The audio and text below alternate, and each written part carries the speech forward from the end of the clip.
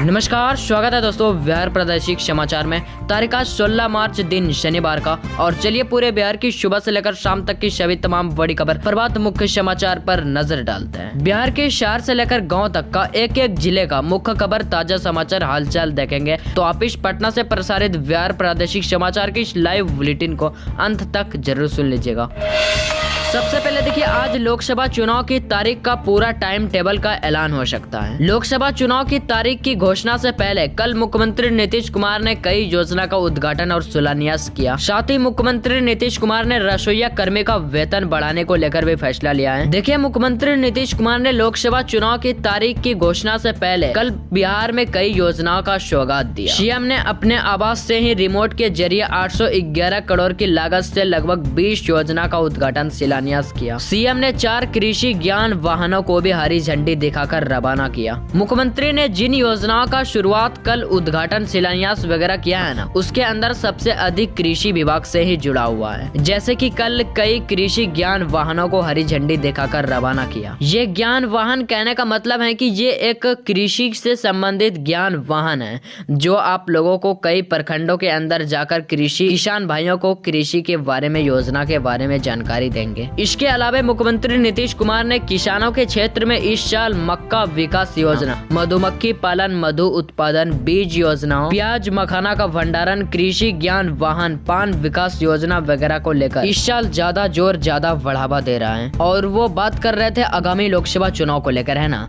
तो देखिए, 2024 के लोकसभा चुनाव की तारीख का ऐलान आज यानी 16 मार्च को हो जाएगा। इसको लेकर निर्वाचन आयोग आज दिन में लगभग 3 बजे प्रेस कॉन्फ्रेंस करेगा और फिर चुनावी प्रक्रिया की घोषणा करेगा। देखिए, चुनाव की तारीखों का ऐलान होते हुए चुनाव आचरण संहिता लागू हो जाएगा, जिसके बाद केंद्र सरकार या फिर कोई भी राज्य सरकार किसी भी नई योजना का शिलान्यास, उद्घाटन नहीं कर पाएंगे। इसीलिए कल लगभग कई योजना का उद्घाटन वगैरह किया गया। और बिहार के मध्य भोजन बनाने वाले रसोइयों के लिए अच्छी खबर है। अगर आगामी पीएम पोषण बोर्ड में मानदेय पर बात बनी तो राज्य भर के सभी रसोइया का मानदेय 1000 से बढ़कर 3000 रुपया हो जाएगा। देखिए, बिहार के सरकारी स्कूलों में जो खाना बनाते हैं ना, रसोइया जिसको बोलते हैं, तो उसकी वेतन में जल्द ही बढ़ोतरी हो सकती है, क्योंकि कई जगह पर रसोइया द्वारा हड़ताल भी किया जा रहा है। तो इस पर सरकार बैठक वगैरह कर सकते हैं। इसके बाद इसके वेतन बढ़ाने पर प्रस्ताव लग सकता है। तो यानी कि कुल मिलाकर के कहने का मतलब है कि बिहार के सरकारी स्कूलों में जो खाना बनाते हैं ना रसोइया, उनका मानदेय यानी कि उसका वेतन 1000 से बढ़ाकर 3000 रुपया हो सकता है। इसको लेकर राज्य सरकार को प्रस्ताव भेजा है। और देखिए, लोकसभा चुनाव से पहले केंद्र सरकार यानी मोदी सरकार ने आम लोगों को बड़ी राहत दी है। सरकार ने पेट्रोल और डीजल की कीमत में सीधा 2 रुपए की कटौती की है। देखिए, इस साल लोकसभा चुनाव है, इससे पहले केंद्र मोदी सरकार ने आम लोगों को बड़ा राहत दिया है। सरकार ने पेट्रोल डीजल की कीमत को सीधा 2 रुपया सस्ता कर दिया है, यानी पेट्रोल डीजल के दामों में 2 रुपए की कटौती की गई है। और ये नई कीमतें जो है वो आज 15 मार्च 2024 यानी आज शुक्रवार 6 बजे से प्रभावी हो जाएगा। तो आपके जिले के अंदर जितने रुपए में पेट्रोल डीजल मिल रहा था ना, तो आज से अब आपको 2 रुपया सस्ता मिलेगा। पेट्रोल भी 2 रुपया सस्ता और डीजल भी। तो आप लोग हो सके तो कमेंट में लिखिएगा कि आपके राज्य में पेट्रोल डीजल की क्या कीमतें चल रही हैं। और आपको पता होगा कि हाल ही में मोदी सरकार ने एलपीजी घरेलू गैस सिलेंडर को भी सस्ता किया था। लगभग 100 रुपए तक एलपीजी गैस सिलेंडर सस्ता हुआ है। आपके राज्य में अभी एलपीजी गैस सिलेंडर की कीमत 803 रुपए है ना, वो घरेलू 14 किलो 200 ग्राम वाले। और वो उज्ज्वला योजना के तहत जिनका सब्सिडी वाला है ना, उनको तो 500 रुपया ही पड़ेगा, क्योंकि 300 रुपया उन्हें फिर सब्सिडी के तौर पर उनके बैंक खाते में मिलेगा। मतलब समझ रहे हैं ना। चलिए आगे बढ़ते हैं अगली बड़ी खबरों की तरफ।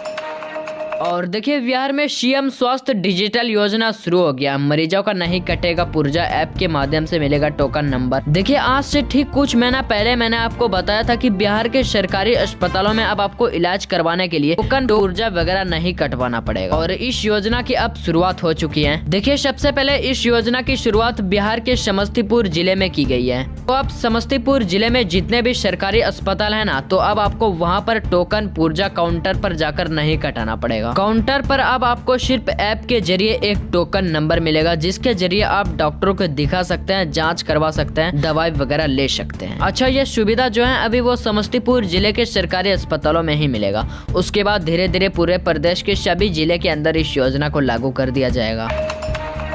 और शिक्षा से बड़ी खबर है, 1 अप्रैल से बिहार के सरकारी स्कूल का बदल जाएगा तस्वीर। देखिए, बिहार के सरकारी स्कूल में रंग रोहन, मुरम्मत, पेयजल व्यवस्था समेत अन्य सुविधाओं को बहाल करने का आदेश दिया गया है। यह कार्य लगभग 31 मार्च तक पूरा किया जाना है। देखिए, बिहार के सरकारी स्कूल में रंग रोहन, मुरम्मत, पेयजल की सुविधा समेत अन्य सुविधा को बहाल करने का आदेश दिया गया है। यह कार्य लगभग 31 मार्च तक पूरा किया जाना है। यानी कि कहने का मतलब है कि बिहार के सभी सरकारी स्कूलों में, देखिए, बिहार के सरकारी स्कूलों में कई जगहों पर रंग रोहन का कार्य चल रहा है। यानी कि जिन सरकारी स्कूलों में पेंट नहीं है वहां पर पेंट किए जा रहे हैं, और कई जगह पर मुरम्मत, जहां पर दीवार वगैरह टूट फूट गए हैं वहां पर दीवार दिया जा रहा है। और कई स्कूलों में पेयजल की व्यवस्था, बच्चों को पानी पीने की व्यवस्था उपलब्ध कराई जा रही है। साथ ही जिन स्कूलों में बेंच डेस्क की सुविधा नहीं है उन स्कूलों में बेंच डेस्क की सुविधा उपलब्ध कराने के लिए लगभग 31 मार्च तक ये सब काम पूरा करने के लिए शिक्षा विभाग ने सभी स्कूलों को निर्देश दिया है। तो कहीं ना कहीं के पाठक की तरफ से ये सभी स्कूलों को एक टास्क ही दिया गया है। तो अब देखने वाली बात यह रहेगी कि क्या 31 मार्च तक स्कूलों का ये सब काम पूरा हो पाएगा या फिर नहीं। स्कूलों में इन सब सुविधा के बाद बच्चे के अभिभावक भी काफी खुश नजर आ रहे हैं। तो फिर 1 अप्रैल से सरकारी स्कूल की तस्वीर बदल जाएगी, चकाचक हो जाएगा। जिन सरकारी स्कूलों में जिन सुविधा की कमी है वहां पर वो सुविधा उपलब्ध कराई जाएगी। और इसी के साथ इस वीडियो को यहीं पर देते हैं विराम।